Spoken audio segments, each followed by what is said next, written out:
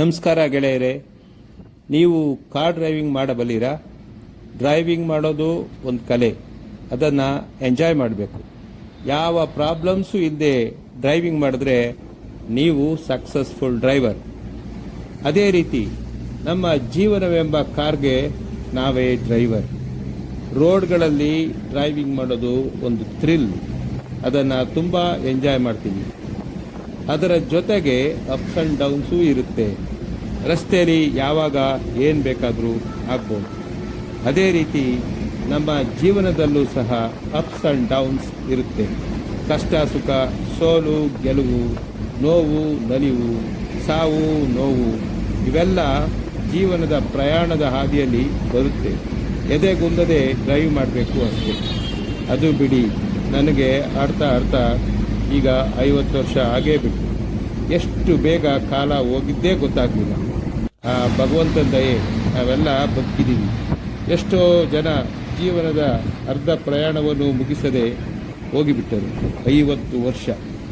ಇಷ್ಟು ದಿನ ಕೆಲಸದಲ್ಲಿ ಸಂತಸ, ಜೀವನದಲ್ಲಿ ಸಂತೃಪ್ತಿಯ ಹುಡುಕಾಟ ಆಯಿತು ಅಷ್ಟೇ. 50 ವರ್ಷದ ನಂತರ ನನಗೆ ಅರಿವಾಯಿತು, ನಾನು ಏನೋ ಇಷ್ಟು ದಿವಸ ಕಳ್ಕೊಂಬಿಟ್ಟೆ. ನಾನೇನೋ ಮಾಡಬೇಕಾಗಿತ್ತು, ಅದನ್ನು ಮಾಡಲು ಆಗಲಿಲ್ಲ, ಸಾಧನೆ ಮಾಡೋಕ್ಕಾಗಲಿಲ್ಲ ಅನ್ನುವ ಅರಿವಾಯಿತು. ಆಗ ಹುಡುಕಾಡಿದೆ.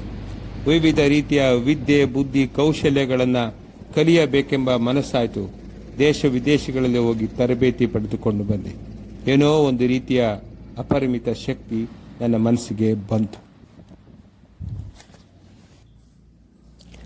ರಿಸ್ಕ್ ಇಲ್ಲದ ಜೀವನದಲ್ಲಿ ಹೆಚ್ಚು ರಿಸ್ಕ್ ಇದೆ ಅಂತ ಗೊತ್ತಾಯಿತು.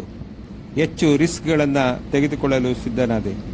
ನನ್ನ ಜೀವನದ ಪ್ರಯಾಣದಲ್ಲಿ ಸಂತೋಷದ ದಿನಗಳೂ ಇದ್ದವು, ಸೋಲಿನ ದಿನಗಳೂ ಇದ್ದವು. ನಾನು ಈಗ ಅಮೋಘವಾದ ಆಯ್ಕೆಗಳನ್ನು ಮಾಡಿದ್ದೇನೆ. ಹಾಗೆಯೇ ಈ ಹಿಂದೆ ಭಾರಿ ತಪ್ಪುಗಳನ್ನು ಮಾಡಿದ್ದೇನೆ, ಸರಿಪಡಿಸಿಕೊಂಡಿದ್ದೇನೆ. ನಾನು ಕೇವಲ ಮನುಷ್ಯ, ರೂಪುಗೊಳ್ಳುತ್ತಿರುವ ವ್ಯಕ್ತಿ. ಗೆಳೆಯರೇ, ನನಗೆ ಅರಿವಾಯಿತು. ಓ ಮನಸ್ಸೇ, ರಿಲ್ಯಾಕ್ಸ್ ಪ್ಲೀಸ್ ಅನಿಸುತ್ತಿದೆ.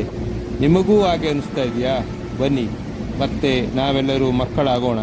ಕಳೆದುಕೊಂಡಿದ್ದನ್ನು ಪಡೆದುಕೊಳ್ಳೋಣ. ಚಿಂತೆಯನ್ನು ಬಿಟ್ಟು ಹೊಸ ಜೀವನವನ್ನು ಮಾಡೋಣ. ಸಾಧಿಸಲಾಗದ್ದನ್ನು ಈಗಲೂ ನಾವು ಸಾಧಿಸಬಹುದು. ಓ ಮನಸ್ಸೇ, ರಿಲ್ಯಾಕ್ಸ್ ಪ್ಲೀಸ್.